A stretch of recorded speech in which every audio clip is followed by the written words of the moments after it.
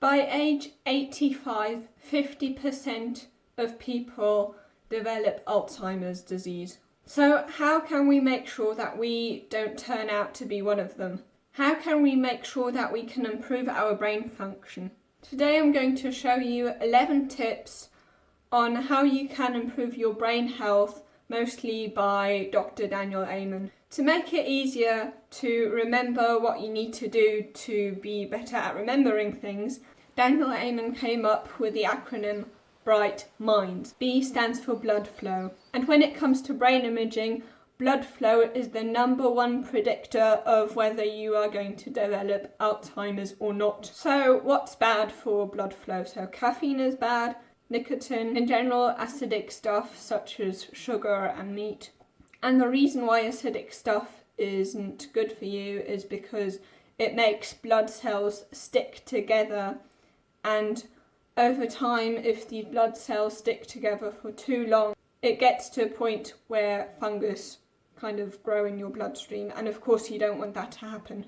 And what's good for your brain is anything that's alkaline, so especially vegetables and anything green especially. So for example, there's this study on mice where, so basically these mice are split into 2 groups.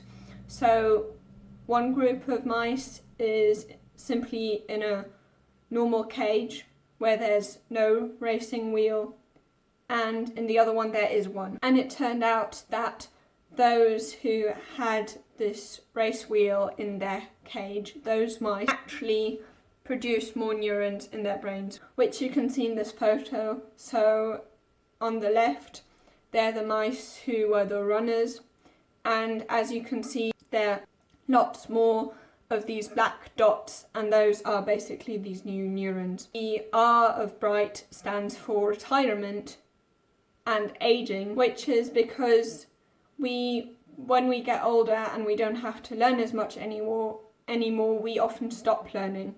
When we're young, when we go to school, we are forced to learn, but when we don't have to learn much anymore, at some point we stop.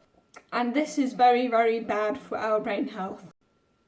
So here you can see a brain of someone who is old but does many, many crossword puzzles. And this brain is much, much healthier compared to other brains that are just as old. And then the I of bright stands for inflammation, which comes from Latin, and it basically means to set a fire. And this is why when we have inflammation, we feel lots of joint and also muscle pain. And what's really, really good against inflammation is omega-3 fatty acids, which you can, for example, find in fish. There's the DHA type of omega-3 fatty acid, whereas in avocados and linseeds and so on, it's the EPA form of omega-3. And these EPA can be transformed into DHA, but you have to consume a lot of EPA for DHA to be produced, and DHA is the kind of omega-3 fatty acid that has a much, much bigger effect on your brain health. What's bad when it comes to inflammation is gut problems. In fact, gut problems are the major cause of inflammation. And then G stands for genetics.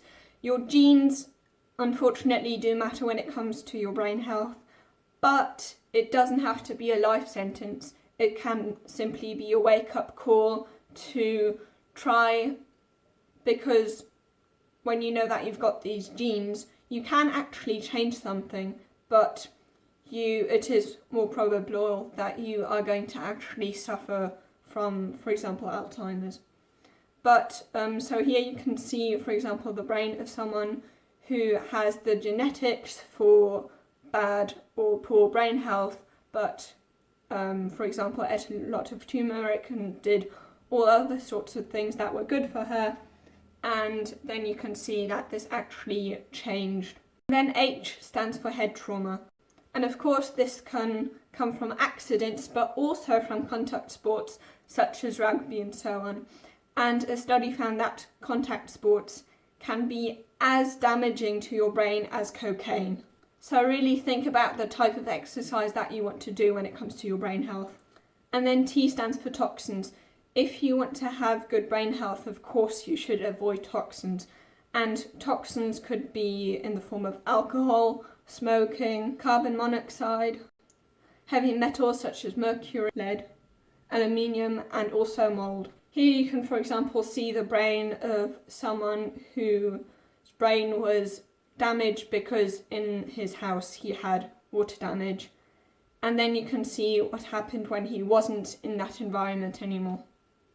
Okay, so now we've cleared what BRIGHT stands for. So what does MIND stand for? So the M in MIND stands for mental health. So for example, when it comes to depression makes your hippocampus, a brain region that is there for learning and memory, very, very small.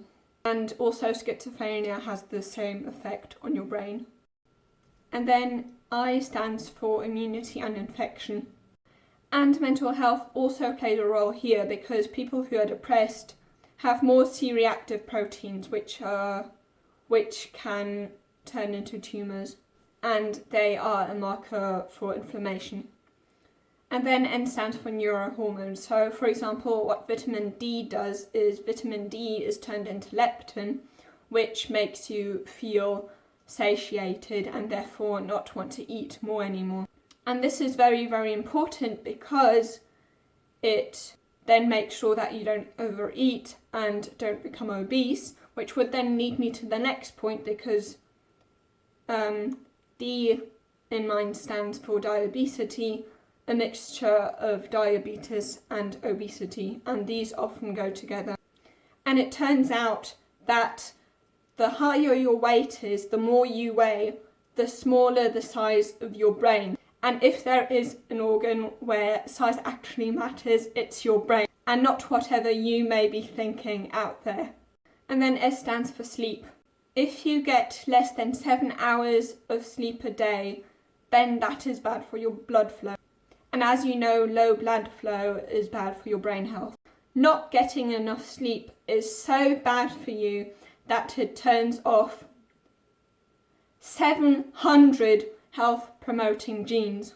And according to Andrew Huberman, a Stanford neuroscientist, if you see bright light from the hours from 10 p.m. to 4 a.m., then your habenula is activated, and this brain region then has the effect that it lowers how much dopamine is released.